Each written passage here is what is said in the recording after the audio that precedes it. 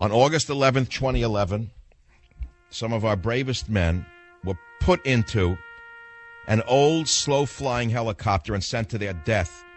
To this day, there has been no recognition, no investigation, but their names will be remembered now on the Savage Nation. The following sailors were assigned to an East Coast-based Naval Special Warfare Unit. They were killed. Lieutenant Commander SEAL Jonas B. Kelsall, 32, of Shreveport, Louisiana. Special Warfare Operator Master Chief Petty Officer SEAL Louis J. Langley, 44, of Santa Barbara, California. Special Warfare Operator Senior Chief Petty Officer SEAL Thomas A. Ratzlaff, 34, of Green Forest, Arkansas.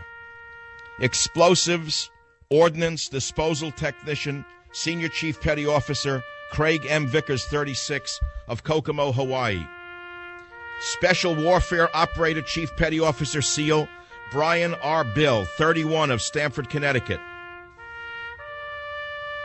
Special Warfare Operator Chief Petty Officer SEAL John W. Fass, 31, of Minneapolis, Minnesota. Special Warfare Operator Chief Petty Officer SEAL Kevin A. Houston, 35, of West Hyannisport, Massachusetts. Special Warfare Operator Chief Petty Officer SEAL Matthew D. Mason, 37, of Kansas City, Missouri. Special Warfare Operator Chief Petty Officer SEAL Stephen M. Mills, 35, Fort Worth, Texas. Explosives Ordnance Disposal Technician Chief Petty Officer Nicholas H. Null, 30, of Washington, West Virginia. Special Warfare Operator Chief Petty Officer SEAL Robert J. Reeves, 32, of Shreveport, Louisiana. Special Warfare Operator Chief Petty Officer SEAL Heath M. Robinson, 34, of Detroit, Michigan. Special Warfare Operator Special Warfare Operator Petty Officer First Class Navy SEAL Derek C. Benson, 28, of Angwin, California. Special Warfare Operator Petty Officer First Class SEAL Parachutist Christopher G. Campbell, 36, of Jacksonville, North Carolina. Information Systems Technician Petty Officer First Class Freefall Parachutist Jared W. Day, 28, of Taylorsville, Utah. Master at Arms Petty Officer First Class Expeditionary Warfare Specialist John I'm sorry if I cannot pronounce these names. Duong Dara, 26, of Sioux City, Nebraska. Cryptologist Technician Petty Officer First Class Expeditionary Warfare Specialist Michael J. Strange, 25, of Philadelphia, Pennsylvania. His parents have been on the show several times.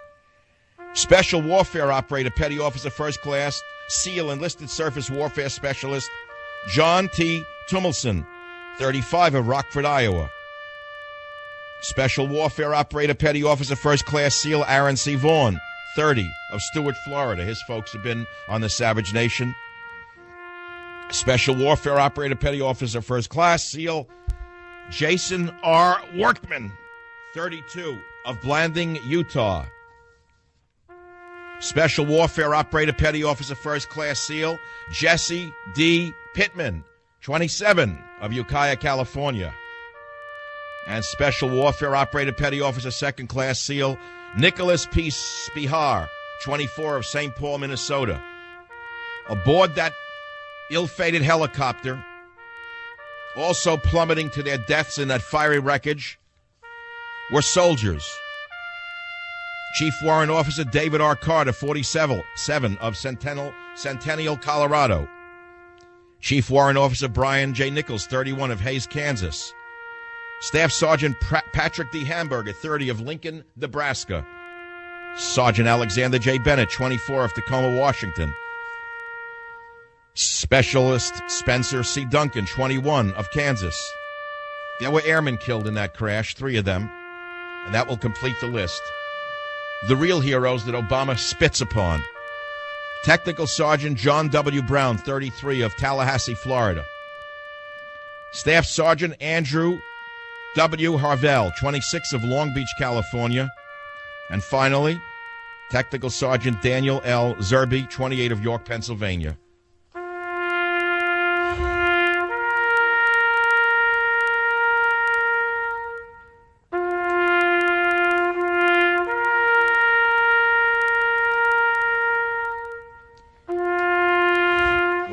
the list, my friends. None of them are common names. They're not well-known. They're not fraudulent actors who throw cell phones in people's faces and act like tough guys.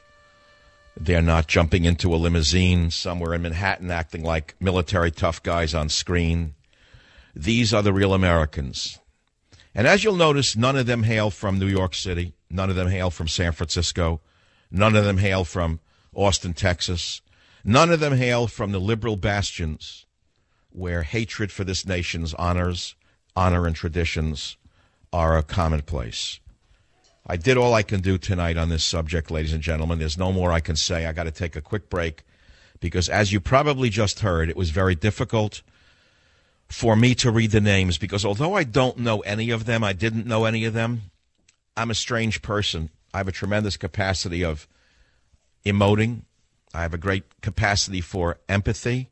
And each name conjured up an image of a young man who was once an infant, who then became a boy, who then became an adolescent, who then became a boy and an adolescent who became a man, who decided to do something for America because he realized the Islamic threat was prevalent and that if they didn't do it, darn it, who would? If they didn't want to risk their lives, who would go face these barbaric throwbacks? Who would face them? These Islamic powers who have little to fear from a neutered United States where a president has the audacity to give a Presidential Medal of Freedom to a woman who celebrates turning